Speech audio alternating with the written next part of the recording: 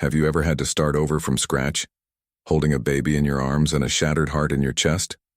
The relentless crying of a 7-month-old pierced through the crowded cabin of the flight bound for New York, drawing impatient sighs and sharp glances from nearby passengers. In seat 27C, Clara Evans was fighting her own breakdown, eyes red, shoulders slumped with shame and exhaustion. She rocked baby Liam in her arms, trying everything, whispers, lullabies, a cold bottle, but nothing seemed to soothe him. The flight attendants had already come by twice asking if she needed anything, and each time, she gave the same lifeless smile. "I'm okay, thank you." Up front, just beyond the first-class curtain, Nathaniel Carter quietly watched.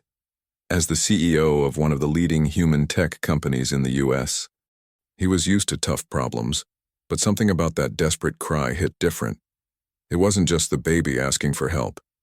It was the silence between the sobs, the way she apologized to the world just for existing in that space. Nathaniel stood, ignoring the curious looks from fellow executives, and spoke directly to a flight attendant. Within seconds, the swap was approved. He'd give up his first-class seat to the woman in 27C. This is the story of Clara, a once successful entrepreneur betrayed by the man she loved, who lost everything and boarded a one-way flight chasing a fresh start.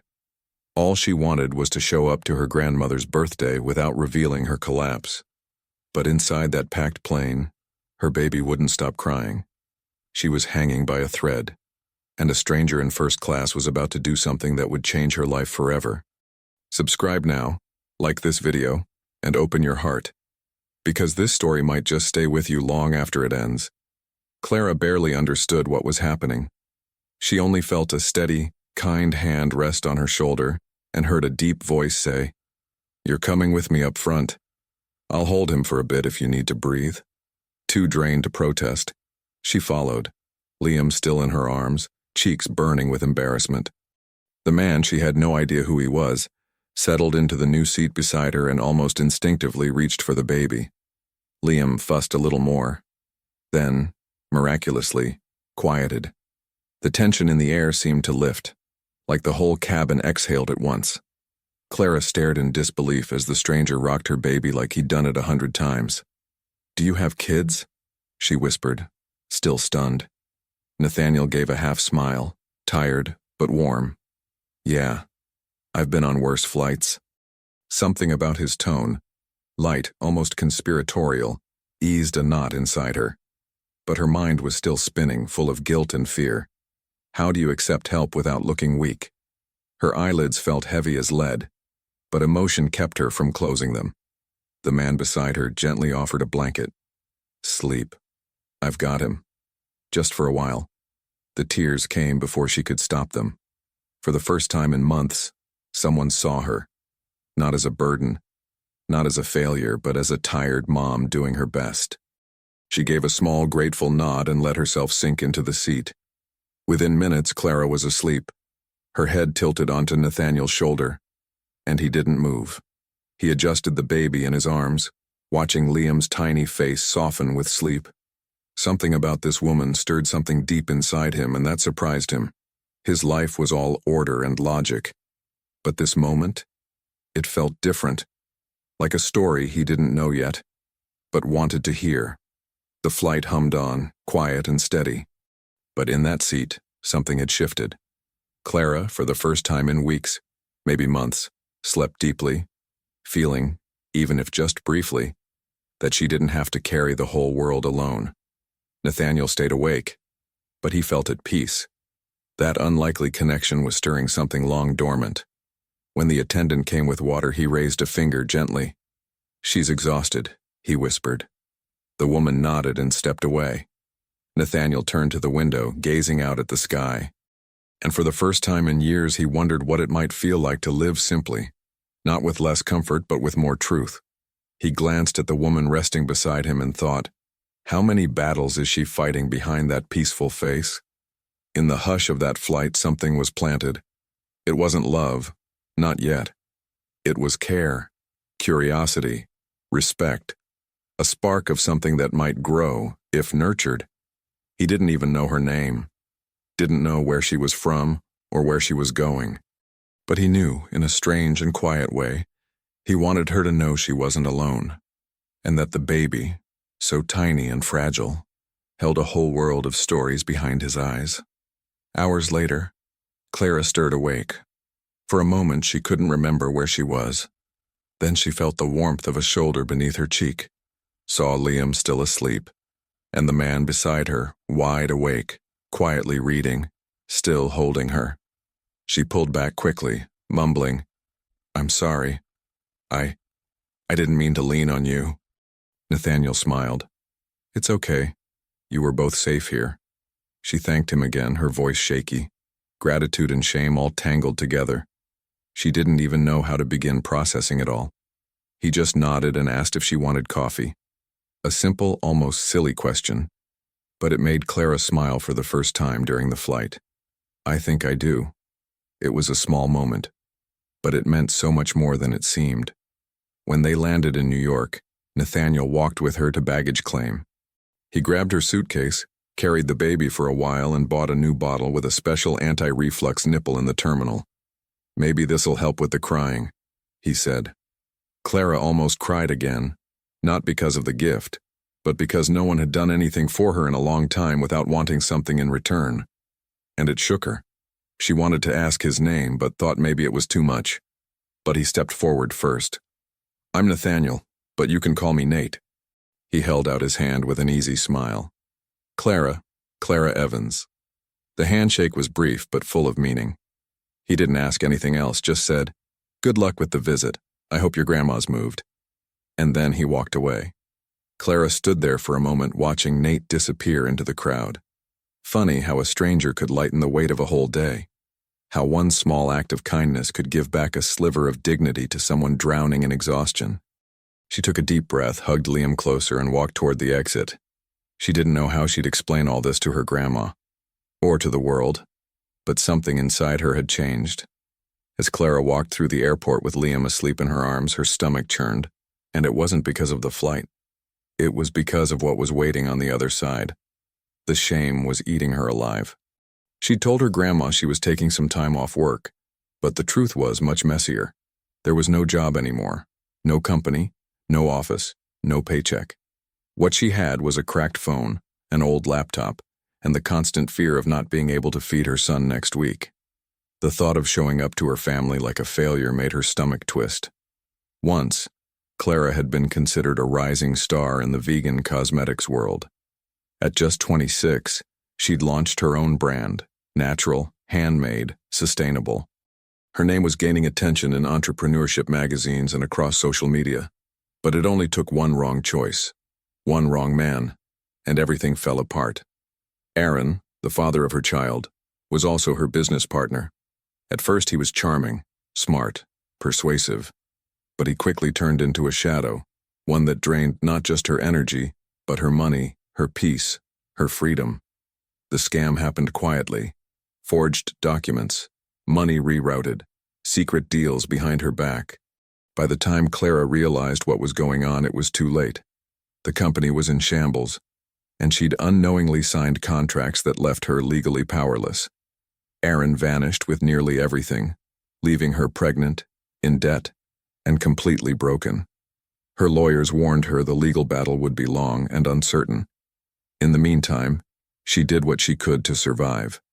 Selling handmade products online, offering cheap consultations, like bailing water out of a sinking ship with a hole in the bucket. Going back to her hometown in New York felt like a punishment, a giant step backward.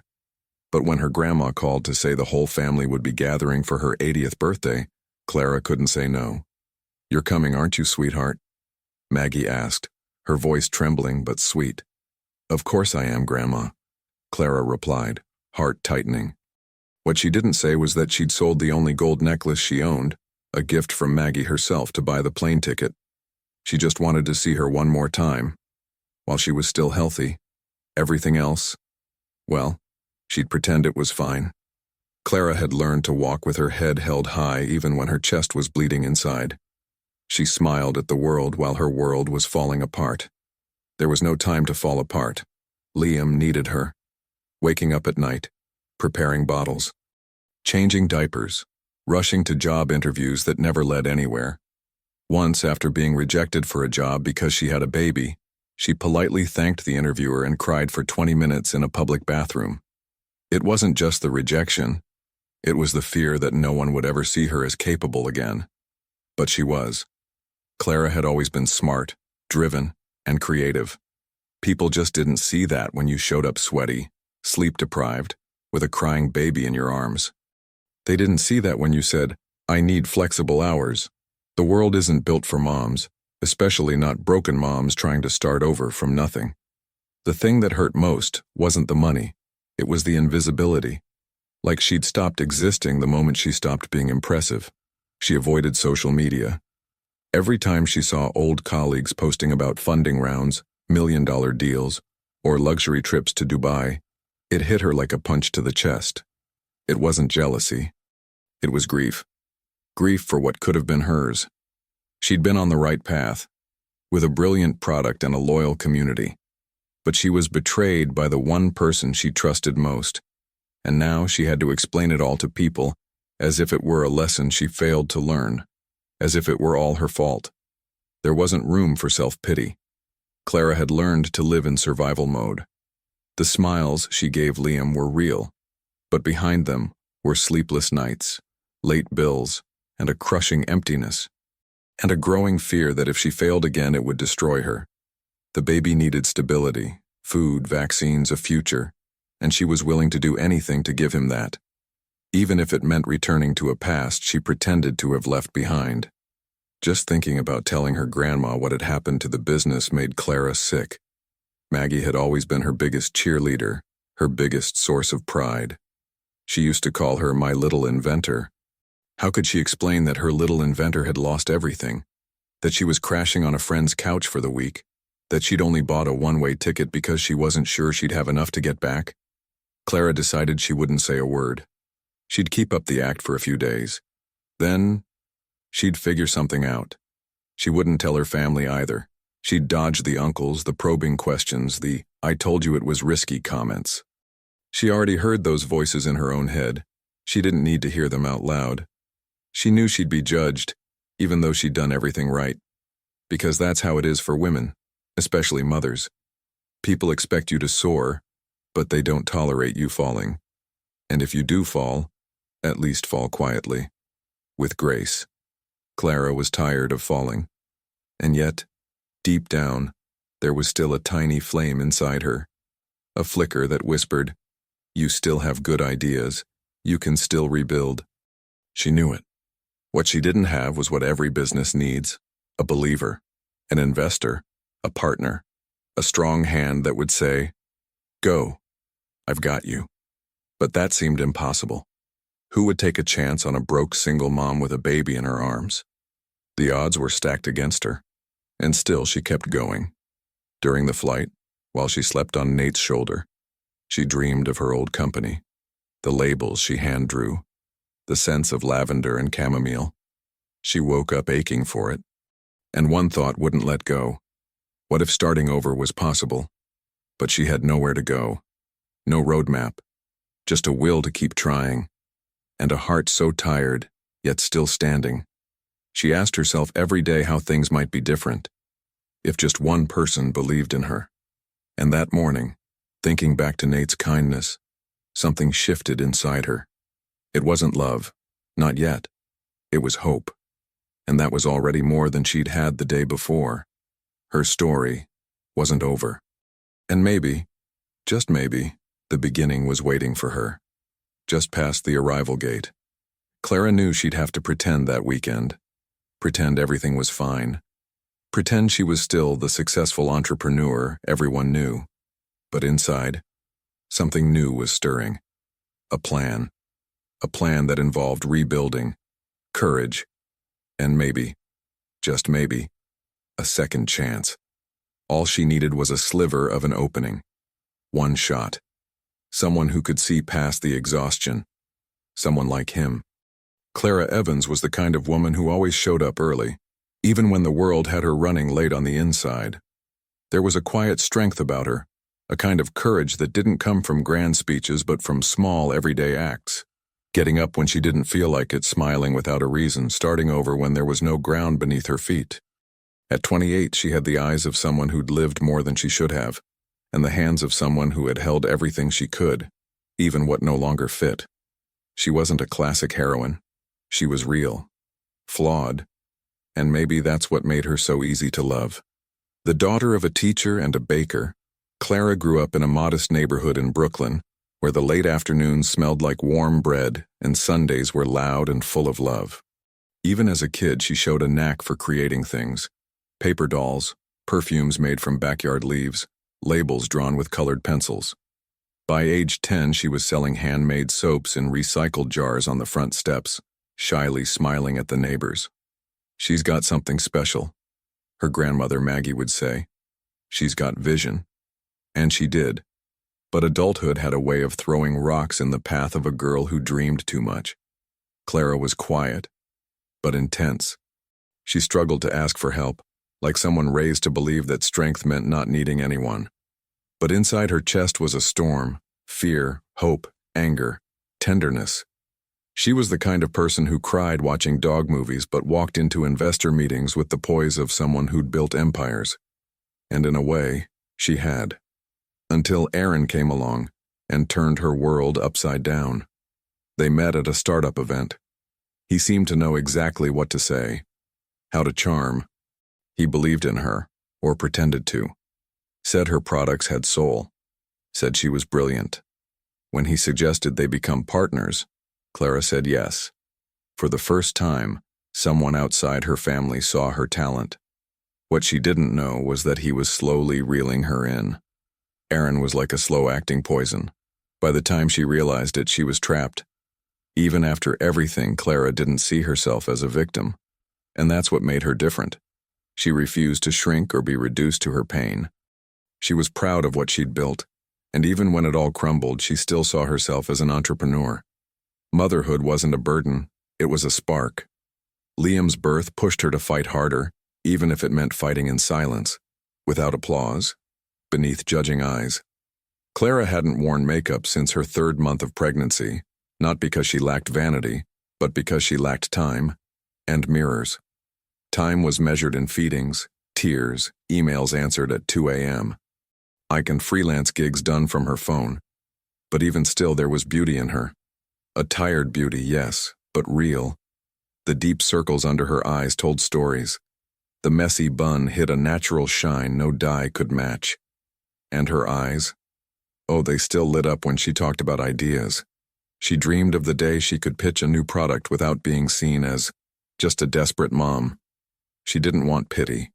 She wanted partnership. She wasn't looking for a savior. She was looking for someone who believed like she did. That was Clara at her core. A creative mind, a resilient soul, a heart that refused to quit, even when the world pushed back. Lately, she'd gotten used to working with Liam asleep on her lap. She typed business plans with one hand, took meetings to the sound of crying in the background, and recorded product videos during nap time. She didn't complain. Not because it didn't hurt, but because complaining took energy she didn't have. What she really wanted was the right to be whole, to dream big, to not be defined by her scars. The hardest part was the loneliness. Single motherhood brought a kind of silence no one warns you about. Friends drifted away, messages slowed, visits stopped. Everyone else seemed to move on while she was still stuck in survival mode. Some days she spoke out loud just to remind herself she was still here. And even then she was grateful, because Liam smiled at her every morning, and that smile was enough to make it through another day. She was also grateful for her grandmother. Maggie had been the only one who never questioned her dreams, who stood by her even when the world called her crazy. The two shared something special. Clara couldn't bear to disappoint her. That's why she lied, why she tried so hard to look strong.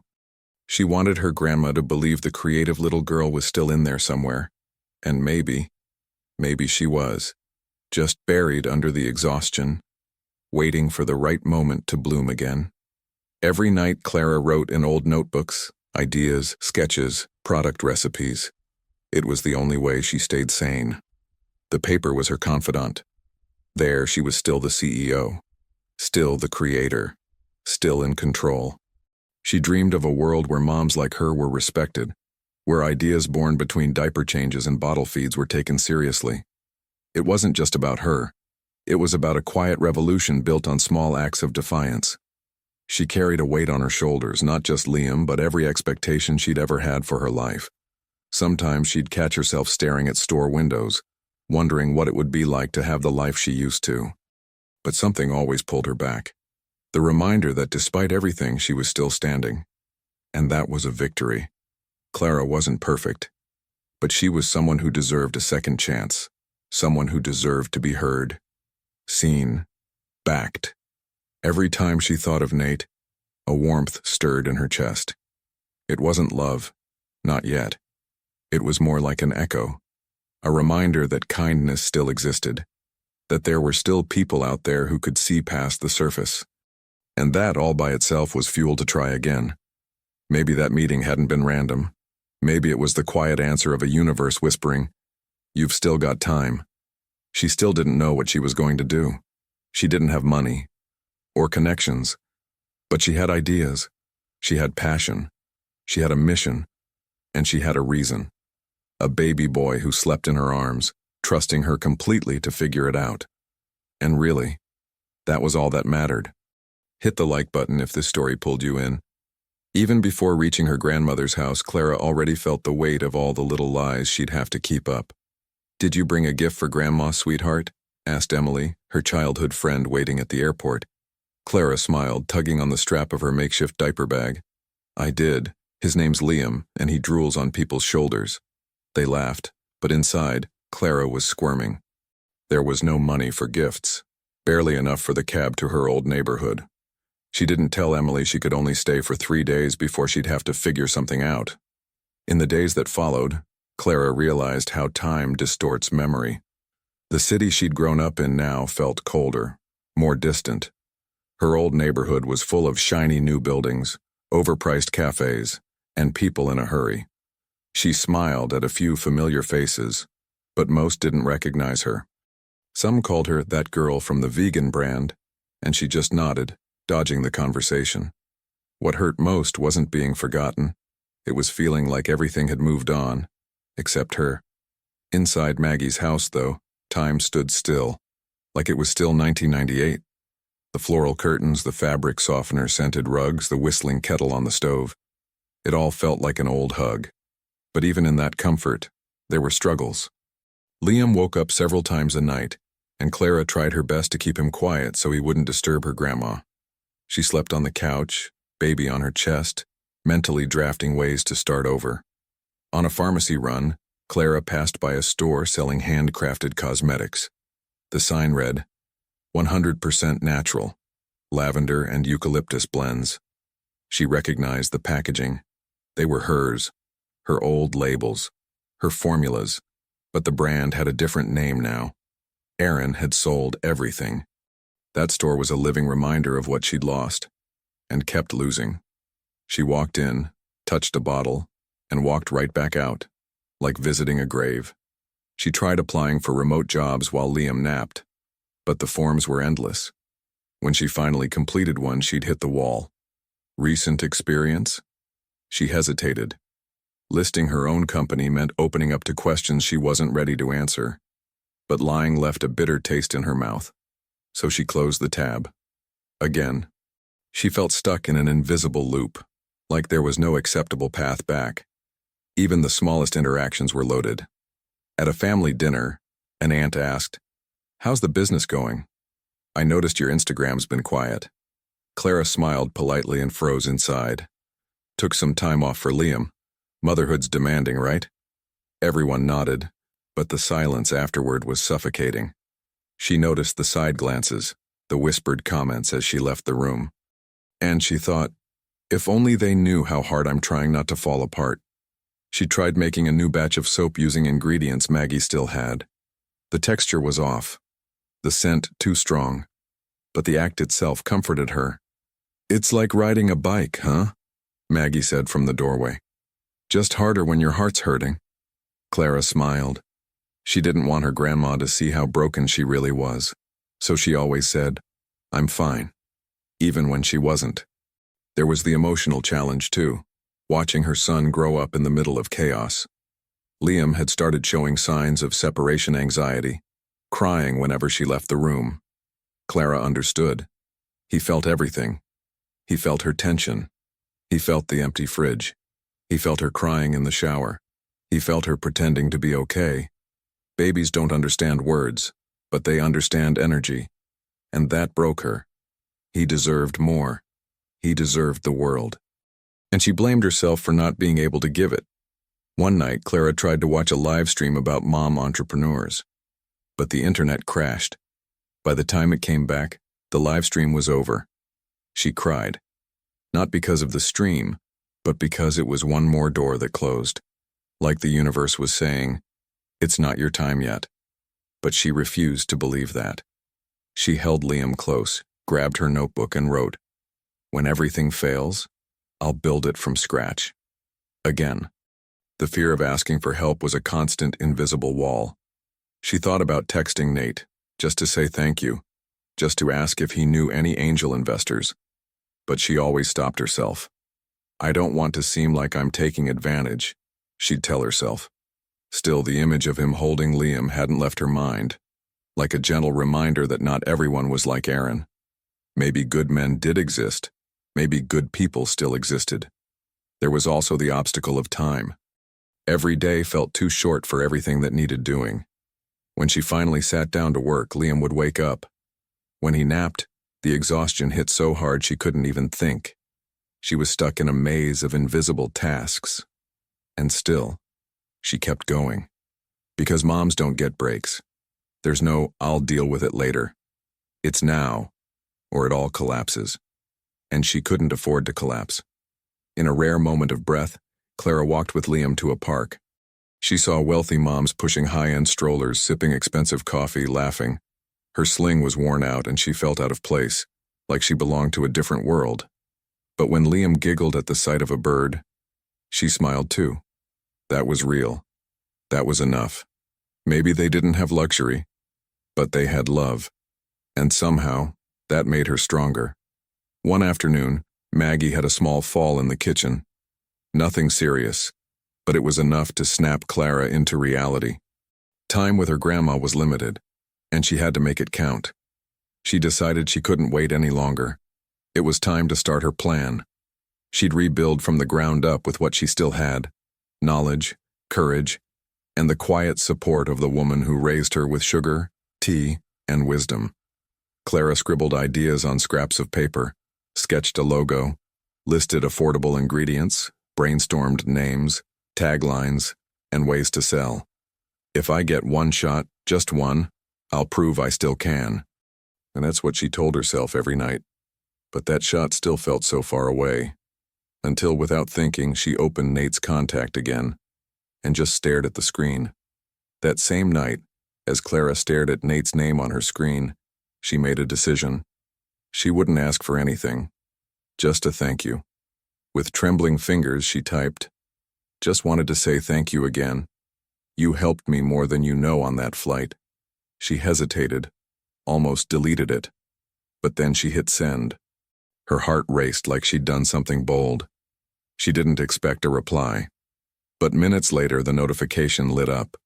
His response was short, sincere, and warm enough to make her chest tighten. "I'm glad to hear that. You and your son left a mark. If you ever need to talk, I'm around." Those words echoed in her mind.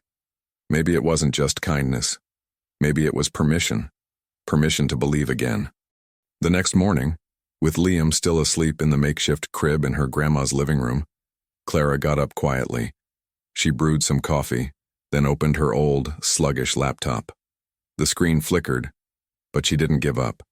She started scrolling through old files, presentations, cost spreadsheets, half-formed ideas. And there, with the sound of bubbling coffee in the background, she felt a spark of the woman she used to be.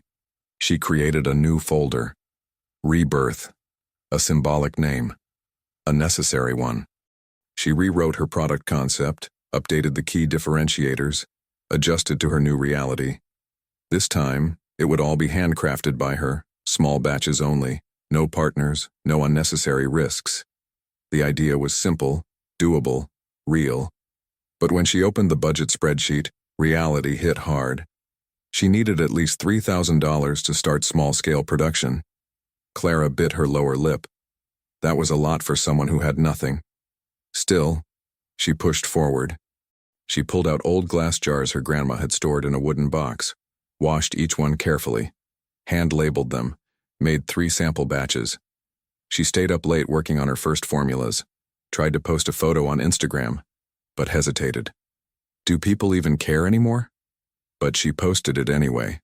And the next day she got 3 messages, 2 from old followers, 1 brand new, all of them encouraging, asking if she still sold her products. It lit something inside her. A quiet confidence she hadn't felt in ages. She threw together a quick page on a free website builder, uploaded her products, named the project Rise Clara. Clara's Roots. A simple name, but one that spoke of where she came from and who she was at the core. Her first real attempt. At the same time, she thought about Nate. Not as a solution, but as a potential mentor. He had experience, and, it seemed, a heart that was willing to listen. She sent another message. Hey, if you ever have 10 minutes, I'd love to show you something I'm working on, just to get your take from someone experienced. He responded almost immediately. I'm free tonight. Want to send it over now? Or would you rather meet in person? Clara swallowed hard. She hadn't expected that. But that one question opened up a new door. They arranged to meet at a cafe downtown. She was nervous, scared, but she went. Before leaving, she put on the best she had. Dark jeans, a white blouse, and the same lipstick she used to wear during her early pitch meetings. Before everything fell apart. Her grandmother stayed with Liam. Go, my girl. Shine like you always have. Clara left with empty hands but a heart full of hope. She arrived 30 minutes early, sat by the window, went over everything she wanted to say. When Nate walked in, she stood up, surprised by how familiar he felt. You doing okay? He asked, taking the seat across from her. Clara nodded. She showed him the project, spoke with passion but also with caution. She expected criticism, maybe skepticism, but Nate just listened. Really listened. He smiled at times, asked a few thoughtful questions, and then he said something she hadn't heard in a long time. You've got something powerful here. This isn't just a product, it's an identity. She nearly cried. It had been so long since someone believed in her vision. He was honest too. Said that even though he saw real potential, she needed a tighter game plan. You have to prove it's viable even on a small scale. And she knew that. She thanked him. It wasn't rejection. It was redirection. A push forward. She went home buzzing with ideas, wrote through the night, mapped out her costs, outlined a direct sales strategy, reached out to the few contacts she still had, and focused on the story behind the product. Because now, more than ever, Clara understood. People connect with truth. That week, she started recording simple videos explaining her process. She shared behind-the-scenes clips, talked about her struggles, and to her surprise, the videos started getting shared. She gained followers. Tiny orders began to trickle in. Your soap reminded me of my childhood, one customer wrote. Your strength inspires me, said another. Clara clung to each message like oxygen in a smoke-filled room. But it wasn't all smooth. Her production was limited. She ran out of supplies. One of her melting pots cracked. Her website went down because she couldn't pay for hosting. Liam had a high fever one night. And still, she didn't stop. With every setback, she took a deep breath, wrote on the bathroom mirror, "This too shall pass," and kept going. Not because she was always strong, but because she didn't have another choice. Amid sleepless nights and clumsy videos, Clara was building something bigger than a product. A community. Women started sharing their own stories. Single moms. Start-from-scratch entrepreneurs. She created a virtual group, shared what she knew, and little by little she started seeing herself as a leader again. Not of a company, not yet, but of a movement. An idea that refused to die. And even with these small wins, Clara still battled the fear of failing again. Sometimes she woke up with her heart racing, had nightmares, of Aaron, of loss, of shame. But at least now, she was trying, and the feeling of not being stuck anymore was freeing. Even if she stumbled, even if she fell, she kept moving, and that made all the difference. One night, while nursing Liam in the dim light of the living room, Clara whispered, "Mommy's trying, sweetheart. It might not look like it, but we're gonna make it." He smiled sleepily, eyes half closed, like he understood. And in that silence, soaked in love, she knew, even if no one else believed in her, she would. Because starting over, in the end, is an act of faith. The coffee meeting with Nate wasn't the last. A few days later, he messaged her, "If you ever want to share more ideas, I'm here." Clara hesitated, but replied. Their conversations deepened. Unlike Aaron, Nate didn't try to take over. He listened. He asked thoughtful questions. He challenged her, but gently, constructively. He felt more like a mentor who didn't dictate, just pointed out paths.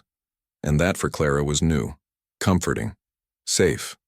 Over time, their talks drifted beyond business. They started talking about books, music, fears.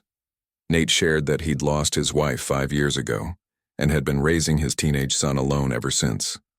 Clara was surprised to see such a grounded man speak so openly about uncertainty, failure, guilt. He confessed that sometimes he felt like an imposter as a father, and Clara saw herself in him. It was like two tired worlds had found each other and could finally rest for a moment. Meanwhile, her bond with her grandmother grew stronger. Maggie noticed, without Clara having to say anything, that something was shifting. One day, as they ironed clothes together in the living room, Maggie said, "Your eyes look different, like they're coming back to life." Clara got emotional. "I'm still scared," she admitted. And her grandma replied, "Fear just means you care. People who aren't afraid aren't really trying." Those words stayed with her for days. Maggie started helping however she could.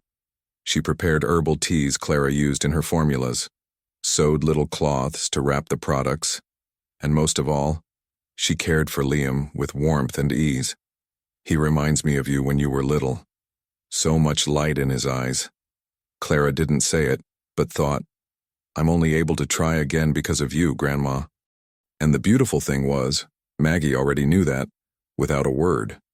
The virtual group Clara had created became a real support network. A woman from Chicago started selling her soaps at local fairs. Another, from Texas, offered to build her a new, professionally designed website in exchange for products. The connections became not just technical, but emotional. It was like Clara had unintentionally created a sisterhood of resilience. Women who had lost everything but refused to lose themselves. Nate followed her progress closely. Sometimes, he'd show up in her live videos just to leave a few encouraging words. Other times, he sent articles about entrepreneurship. And one afternoon, Clara found an envelope in her grandma's mailbox. Inside was a business plan draft, marked up in Nate's handwriting. Suggestions, thought-provoking questions, encouragement. At the bottom, a note. "You already have the hardest part, truth. The rest, we can refine." Clara held that piece of paper like it was gold. She felt torn. There were still scars. Still a lingering distrust. But Nate's presence was steady, kind, patient. And Liam seemed to like him. He always smiled when Nate was around, reaching for him with tiny hands. It melted Clara's heart. But it also scared her. Because love, for her, was unfamiliar terrain. And yet every gesture from Nate planted another root in her heart. They started meeting on Saturday mornings. No labels, no expectations, just time spent together. Clara would bring Liam. Nate brought her books. One morning she shared a new product line for moms, soothing oils, postpartum soaps, self-care kits. Nate was quiet for a moment. Then he said, "You're not just selling soap. You're giving dignity back." Clara got emotional. Because deep down that was exactly what she'd been trying to do. One night Clara accidentally called him. She'd meant to lock her phone, but her finger slipped. Nate picked up anyway. Embarrassed, she apologized. But he said, "I'm glad you called. I was having a rough day." And just like that, they started talking. About nothing. About everything. About how exhausting it was to be strong all the time. About how sometimes all you want is someone to say, "It's okay." And in that call, one thing became clear. What bonded them wasn't just admiration, it was understanding. Their feelings grew slowly. There were no grand declarations, just presence, consistency. Until one Sunday afternoon, Clara walked into the room and saw Nate with Liam sleeping on his chest. He was reading a children's book in a low voice. Time froze. She quietly sat beside him, leaned her head on his shoulder, and said nothing. It was the first time in years that she let herself feel safe, without fearing loss. But that came with doubt, too. Clara wondered if she was ready, if it was too soon, if trusting again was just setting herself up for heartbreak. She shared those fears with Maggie, who listened calmly and said, "The man who broke you was a coward, but someone who truly loves you will help you rebuild." And Clara cried, because part of her desperately wanted to believe that. Nate opened up too. He told her about his brother James, a pragmatic man who didn't understand his emotional decisions. He talked about his mother, Helen, who'd been sick for years and now lived in a care home. Clara listened and slowly realized Nate had his wounds too. Maybe, just maybe, they could heal faster together. One day Nate asked, "Have you ever thought about scaling your production?" Clara hesitated. She said yes, but that she didn't see how. He then mentioned a friend, an investor. Quiet, trustworthy. It wasn't a promise, it was a bridge. Clara didn't say anything, just smiled. Because knowing someone believed in her enough to make an introduction, that alone changed everything. That night, before going to bed, Clara wrote in her notebook, "Maybe love isn't someone who rescues you. Maybe it's someone who walks beside you while you rescue yourself." That's what Nate was to her now. And maybe, just maybe, it was the beginning of something deeper, something real, something safe. But first, she still had to face her biggest fear, standing in front of the world as someone who had failed and saying, "I'm ready to win again." If this kind of story speaks to you, hit that like button and subscribe. It was supposed to be just another family dinner. Clara had gotten ready, put on a simple but lovely dress, brushed her hair, and dabbed on some blush she found at the bottom of her bag. She wanted to look okay, even if only on the outside. In the living room, everyone was chatting, laughing, commenting on Grandma's cake. Until one of her uncles, wine glass in hand and a smug grin on his face, asked, loud enough for the whole room to hear, "So Clara, is that business still alive, or was it just a flash in the pan?" The words hit the room like a brick. Silence fell. Maggie looked at Clara with soft, protective eyes. But it was too late. The damage was done. Clara forced a smile, mumbled something like, "I'm reorganizing things," and walked out with Liam in her arms. She headed to the kitchen, not to grab anything, just to breathe. Trembling, she pressed her forehead to the fridge and let the tears fall quietly. This was why she avoided family gatherings, because no one really knew what she was going through. They just judged. Maggie walked in minutes later. She didn't say anything, just placed a cup of tea beside her and softly said, "They talk because they've never had the courage to try." Clara nodded, but the pain stayed. Deep. The shame. The sense of not belonging. After everything she had fought for, she was still seen as the one who didn't make it. And that kind of hurt pulsed like an open wound. Liam started crying, and she picked him up, feeling the weight of every broken expectation in her arms. That night, Clara didn't sleep. Liam had a fever. Her mind wouldn't stop. She replayed everything. The failure, the shame, the imposter syndrome. She even thought about quitting, selling everything, disappearing into anonymity. But something inside her held on, a stubborn spark. Even through the tears, she grabbed her notebook and wrote, "I won't shrink because of other people's opinions. I know who I am. I know what I've built." It was part cry for help, part vow to keep going. The next morning brought the final blow. An email from her accountant. The lawsuit against Aaron had been dropped. Lack of sufficient evidence. He wouldn't be held accountable, at least not now. Clara read the message over and over until her hands went numb. It felt like being robbed all over again, only this time legally.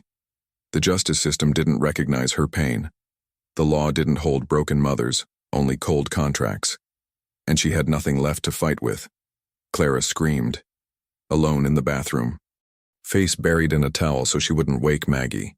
She was furious, humiliated, powerless, and more than anything, exhausted. She felt defeated.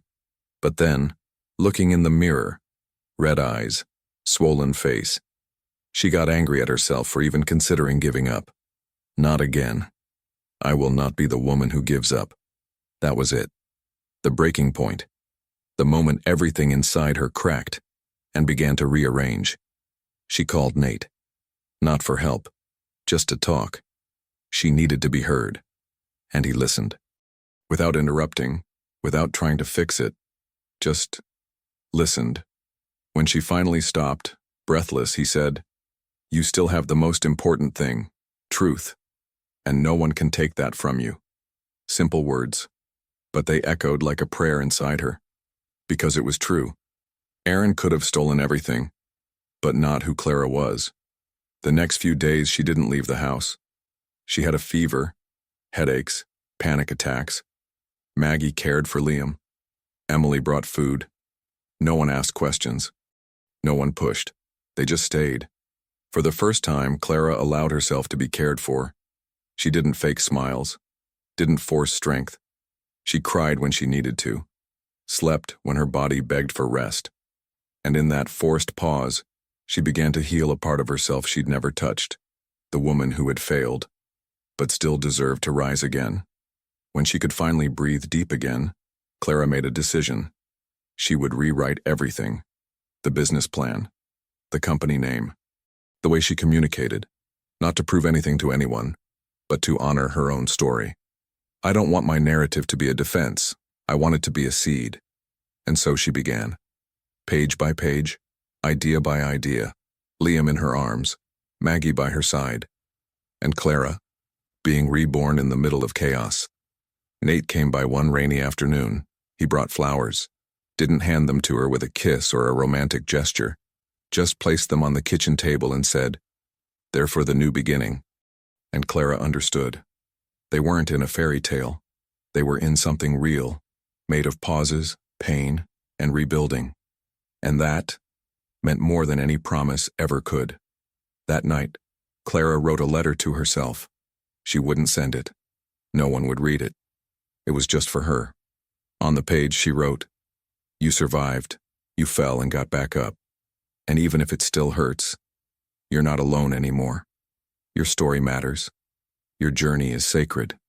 She folded it, tucked it deep into the drawer, with the quiet certainty that one day she'd open it and smile, because in that breaking point she chose to keep going. She knew she wasn't the same anymore. Still Clara, but with more layers, more clarity. She still felt fear, but now she also felt strength. A strength that didn't come from outcomes but from roots. And those roots would be the foundation for her next step. Because even in the middle of loss, there was still ground beneath her feet. And she was ready to dig in with her own two hands. If stories like this inspire you, support it by subscribing now. The first thing Clara did after emerging from that emotional storm was to create a new goals board. Not on her laptop, but on paper. She taped a sheet to the wall of her childhood bedroom where posters and drawings used to hang. In blue ink, she wrote what felt like a pact. 1. New brand identity. 2. Pitch to an investor. 3. Sell 100 units in 30 days. She stared at the paper and for a second almost laughed. It was ambitious, but now she knew. Even if she didn't hit every goal, every step forward would still matter. She started with the visual identity. Reached out to the woman from her online group who had offered help. They exchanged voice messages, references, color palettes. Clara wanted something minimal, elegant, but with soul. Nothing that looks like a big company. I want it to feel like real women. The final design brought her to tears. The new logo featured a single delicate root line, like it was quietly saying, "Go inward to bloom outward." That was it. That was her. With the new look ready, she built a fresh website. Simple, but functional. She recorded honest videos, talking about her struggles, her story, her new formulas. She launched a limited edition kit. In less than 48 hours, 36 units were sold. Clara cried again, but this time, out of relief. It was the first time her effort had started to pay off. Still small, but real. Possible. The packaging was all handmade. Maggie glued labels while humming old songs from the 60s. Liam sat nearby in his stroller, giggling at the colorful ribbons. It was a homegrown production line, almost poetic. And Clara, hair in a messy bun, fingers stained with essential oil, felt like she was being reborn. Not as before. Better. More aware. More in touch with purpose. Nate stayed close but always respected her pace. He never offered money. He offered time. And for Clara, that meant even more. One day he took her to visit a small factory on the edge of town. "I'm not offering anything," he said. "Just wanted to show you possibilities." Clara stayed quiet during the tour, but afterward, she thanked him. Not for the space, but for believing in her enough to show it. Sales slowly began to grow. Her Instagram gained followers. Messages poured in daily, stories from other women, heartfelt compliments, requests for advice. Clara was becoming more than an entrepreneur. She was becoming a reference. That scared her. But it also fueled her, because it was proof she was on the right path. Proof that her pain had not been in vain. She reinvested every penny she earned into supplies. It wasn't much, but she managed it with care. She learned about inventory control, vacuum sealing, shipping logistics, all while still waking up 4 times a night to breastfeed. It wasn't easy, but it was worth it. Because now, every small win mattered. And Clara learned to celebrate what she used to ignore. The small things that actually went right. Then came an invitation, a local fair for women entrepreneurs. At first, she hesitated. She feared the crowd, the exposure. But Nate gently nudged her. "Go. Take your story, not your fears." So she went, set up a modest table with a white cloth and dried flowers, displayed her products, her journey, and her exhaustion. Authentically. By the end of the day, she had sold everything. And more than that, she was invited to a pitch round the following month. Clara didn't know whether to laugh or cry. Instead, she wrote in her notebook, "The right doors only open when you're brave enough to knock. And I'm knocking." She prepared, like never before, reviewed every point, rehearsed in the mirror, asked Nate, Maggie, and even Emily for feedback. She wanted to be ready. And she was. On pitch day, she wore a pale blue blouse, let her hair down, and chose a soft lipstick, took a deep breath, and walked onto the stage. In front of a small group of investors, Clara told her story. She didn't sugarcoat it, didn't hide it. She talked about the fall, about motherhood, about rebuilding. She presented her numbers, her unique value, her social impact. And when she finished, the room was quiet, then filled with soft but genuine applause. One of the judges approached afterward and said, "I don't know if we'll invest, but your presence here means more than most contracts." Clara thanked him and understood. Just being there was already a win. She didn't get the investment that day, but she got something maybe even better. Visibility. One judge referred her to a micro-funding initiative. Clara saw an opening. She launched the campaign, told her story on video, showed her son, her grandmother, her kitchen. She showed who she was. Within 7 days, she hit the goal. She cried so hard she couldn't even record the thank you video. With the money, she renovated the small room in her grandma's backyard, turned it into a tiny production space, set clear goals, hired a fellow single mom from her group to help, created a loyalty program, started thinking about local reps. And little by little, Rise Clara was no longer just hers. It became ours. A story that echoed in other voices, other struggles, other women, Clara still had rough days. There were delays, difficult clients, bills that didn't add up. But now she knew how to breathe. She knew how to ask for help. She knew how to recognize her limits. And that, too, was strength. Because being strong didn't mean handling everything alone. It meant knowing when to pause and when to begin again. And Clara was becoming a master at that. One sunny afternoon, sitting on the porch of her grandmother's house, Clara watched Liam play with empty jars. Maggie sipped tea beside her and said, "You're creating something beautiful, something far bigger than you can measure." Clara smiled, because now she understood. It was never just about selling soap. It was about healing, and that healing began with herself. If this story moved you, hit that like button and subscribe. There's so much more to come. Everything seemed to finally be falling into place. For the first time in a long time, Clara felt like she was building something solid. The crowdfunding had given her a boost, her homemade production was growing, and praise was coming in from all sides. Then, on a perfectly normal morning while she was organizing orders, her phone buzzed with a notification that made her go cold. It was an email from a major women in business platform. "We want to share your story." She read it 3 times just to be sure. The offer was real and terrifying. The article would be published the following week. Interview, photos, links to her brand. It was visibility. It was a dream. But it was also exposure. Clara hesitated. What if Aaron sees it? What if my story gets twisted? But Maggie was firm. Let the world see the woman you are. And if someone from your past tries to dim your light, it'll already be shining too bright to touch. That was enough. Clara said yes. She booked the interview. During the conversation with the journalist, she was honest. She talked about the fall, about motherhood, about rebuilding. She got emotional. She spoke about Liam, about her grandmother, about Nate. When they finished, the journalist said, "You know this story has the potential to go far, right?" Clara smiled. "I know. But even if just one woman feels less alone after reading it, it'll be worth it." And those words turned out to be prophetic. Within 48 hours, the article had spread across every entrepreneur group online. Clara gained over 10,000 followers. Her site crashed from the traffic. Sales skyrocketed. Resellers popped up from all over the country. It was every entrepreneur's dream. But for Clara, it was almost suffocating.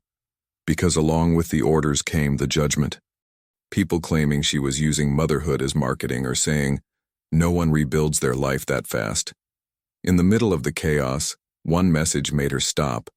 It was from Helen Carter, Nate's mother. Clara had never spoken to her before, only heard stories. The message was short. "You reminded me of the woman I was before I gave up. Thank you for reminding me it's still possible." Clara froze. She cried, because she felt she'd reached someone who also carried old wounds. And for the first time, she saw the impact of what she was building, beyond the products. The next day, Nate called. "My mom wants to meet you. She admires you more than you know." Clara stammered. "I don't know if I'm ready." Nate replied gently, "You're never ready for the moments that change everything. They just happen." And it did. They went to the clinic where Helen lived. An elegant woman, sharp-eyed, with a smile full of stories. "You're far stronger than I ever was. That's why you'll go even farther." Clara felt like she had reconnected with a part of herself in that room. But the biggest turning point was still ahead. One ordinary afternoon, while restocking shelves with Emily, her phone buzzed again. "You've seen this?" Emily asked, holding up the screen. Clara took the phone. A newly published article. Entrepreneur Clara Evans's former business partner arrested in Dubai for international fraud. Aaron. After years, finally. Her heart pounded so hard she had to sit down. She didn't want revenge. But the news made her cry in a completely different way. It felt like an invisible anchor had been cut loose. Like she could finally move forward without that constant shadow. Liam sat in his stroller, waving his tiny arms. Clara looked at him and thought, now we're free. It changed everything. Because whether she liked it or not, Aaron was still part of the narrative. And in that moment, He no longer was. The news spread quickly. People finally began to understand what she had been through. Support messages poured in. Even the once skeptical uncles fell silent. One of them even wrote in the family group chat, "Clara is an example. We should have supported her more." Clara didn't reply. She didn't need to. She knew that the greatest win was moving forward, without needing approval from those who once doubted her. That same week, an unexpected call came in. An invitation to speak at a national women's entrepreneurship conference. "Your story could inspire a lot of people," said the organizer. Clara took a deep breath. She had never liked the spotlight, but this time, she understood. It wasn't about ego. It was about representation, about giving back what life had given her through pain. That speech changed everything again. At the end of her talk, applauded and moved, a woman in the audience raised her hand. "Do you accept social impact investors? I'd love to talk more about it." Clara smiled. It was like every truth she shared opened another door. And she was ready. Not to depend, but to expand. That night back home, Clara sat beside Liam's crib. He slept peacefully, long lashes resting on chubby cheeks. She held his tiny hand and whispered, "We made it, baby." And she knew. They were just getting started. This journey now had a different name.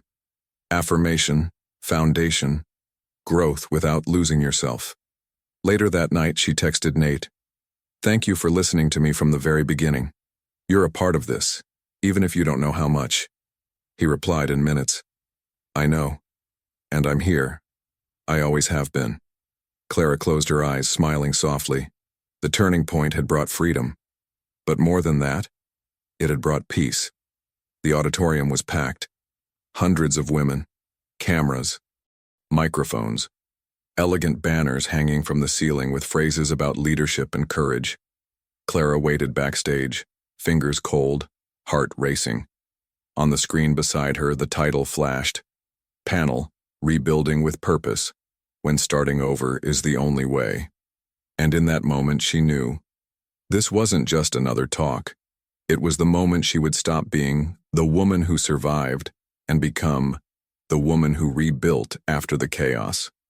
She stepped onto the stage to soft applause, adjusted the mic, and began.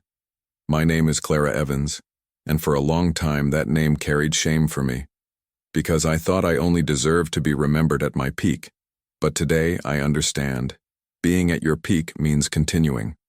The room fell into complete silence. She told them everything. The company, the betrayal, motherhood, the fall. But she spoke with dignity, never bitterness. For a while I thought starting over meant failure. But now I see. It's an act of faith. And starting over as a mother means multiplying invisible strength. With each word, her fear melted into courage. She felt other voices, other stories, rising up with hers. Because what she shared wasn't just hers. It belonged to so many, to thousands, to every woman who had ever fallen, and stood back up with no one watching. At the end of her talk, the applause was thunderous, not out of spectacle, but recognition.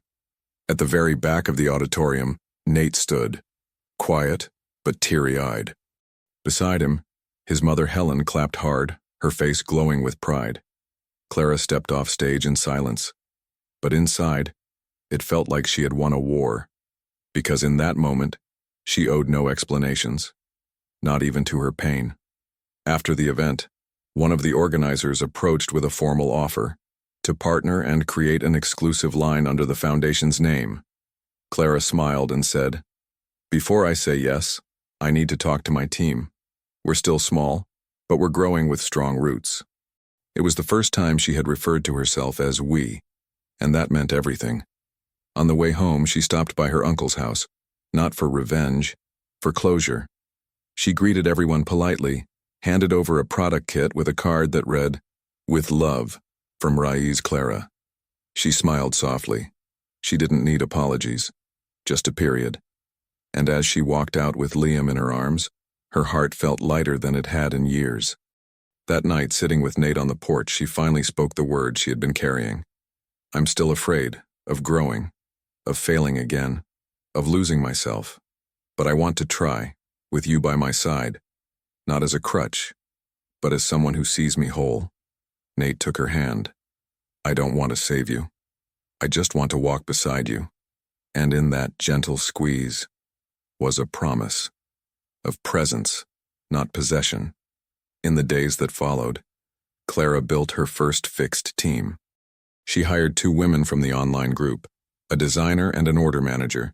She trained, delegated, let go, and that made space for bigger dreams. She launched a new online store, expanded production, and opened a small showroom downtown. Simple, yes, but full of soul. Everything about her now had soul. Even with the growing success, Clara stayed grounded. She personally replied to customers, wrote handwritten notes, recorded honest videos. Because what sustained her wasn't the profit, it was the connection, the real impact. And that, she would never compromise. Liam grew up among soft aromas, recycled boxes, and conversations about purpose. He smiled with the ease of a child who knew he was safe in the world. But her deepest confrontation was still to come. In one final unexpected email from Aaron.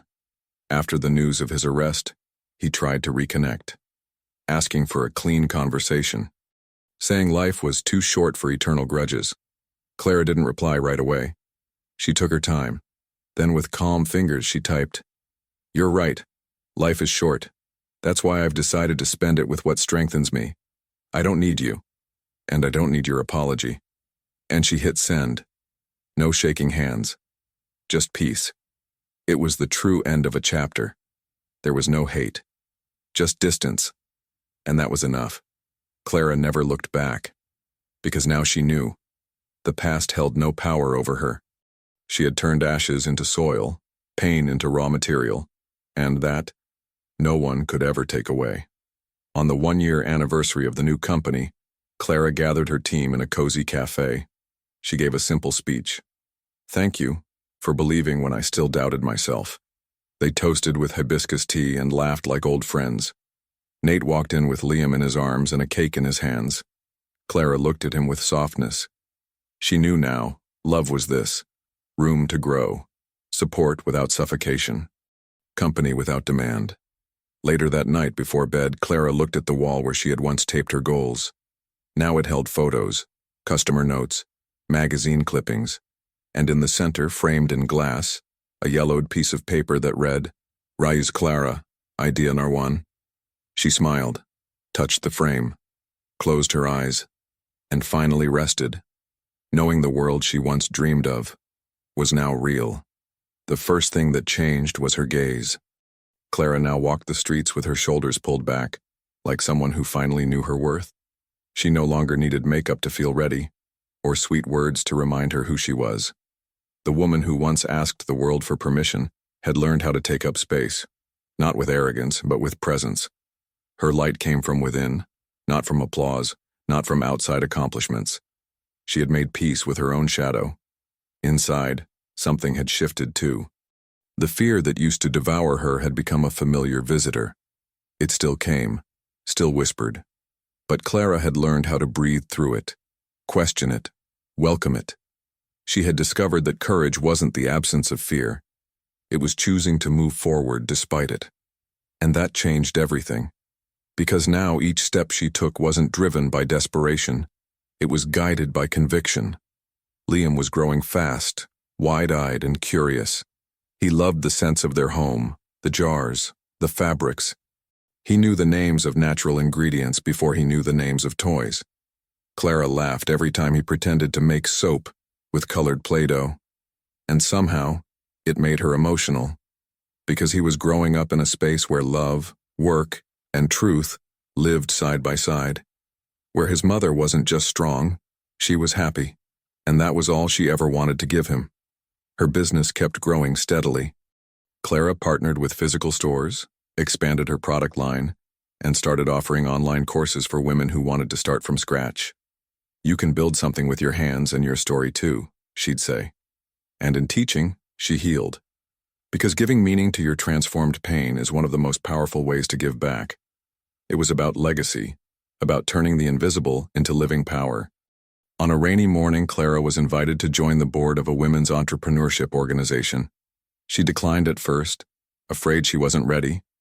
But later, she understood. No one's ever ready, until they say yes. And so she accepted. She showed up to every meeting with her same old notebook, now with a new cover but still filled with crumpled pages from when she first began. It was her daily reminder of who she was and where she came from. Her relationship with Nate continued to grow in the softest way. There were no overblown promises, no fantasies, just presence, respect, and space. Liam now called him Nay, in that toddler tone of affection, and Nate answered with laughter and patience. Clara no longer dreamed of a happily ever after in the traditional sense. What they were building was deeper than that. It was shared freedom. It was knowing that, even apart, they would still be whole. Helen, Nate's mother, had become a constant in Clara's life. She offered ideas, suggested connections, told stories. Between 3 generations, Maggie, Helen, and Clara, a quiet healing network formed. Each with her own history, her failures, her rebuilding. It was like they had all met again in a new season. And for Clara, that brought something rare, a sense of continuity. That this wasn't just about her, it was about all of them. The new office was small but full of personality. Clara made sure it felt warm, with plants, books, and a play corner for mothers with children. I want them to feel welcome, not in debt. That became the unofficial motto, because she knew. When a woman feels safe, she creates entire worlds. And that's what she was planting. Possibility where once there was only fear. Clara was now invited to interviews, podcasts, events. At first it all felt surreal. Then she understood. Her seat at the table wasn't a favor. It was a result. And it didn't make her proud. It made her responsible. Because every woman listening carried her own pain too. And Clara's words had to be a bridge, not a pedestal. That's why she always started with, I didn't win, I started over. And I keep starting over, every single day. But maybe the biggest change was in the quiet everyday things. Sitting on the floor drawing with Liam. Listening to Maggie hum while making tea. Opening the shop each morning with the scent of lemongrass in the air. Saying no when she needed to. Delegating. Sleeping without guilt. Laughing without wondering who might be watching. Peace had finally become real. Not because everything was perfect, but because she was whole. One day, Clara received a handwritten letter. It was from a former customer, now also an entrepreneur. You gave me more than a product, the letter read. You gave me courage. I was reborn watching you come back to life, Clara cried, and placed the letter in the same drawer where she had once hidden her letter of pain. Now there were 2, one for the fall and one for the rise. And maybe that's what life was, a cycle of letters to yourself. Even with everything she had achieved, Clara never stopped writing in her notebook. The tone was different now, softer, calmer. Today I realized that strength isn't about resistance, she wrote. It's about allowing life to change, letting relationships renew, letting ourselves be new, even in the same skin. And that's what she was living. A new version of the woman who once thought she was beyond repair. Liam turned 2 in a small backyard party at Maggie's house. Clara stood off to the side, sipping tea, heart full. It wasn't a fancy party, but there was laughter, music, warm empanadas, honest hugs. Nate was there, wiping frosting off Liam's nose. Helen laughed at something Maggie said. And Clara knew. She was finally living the life she had always dreamed of.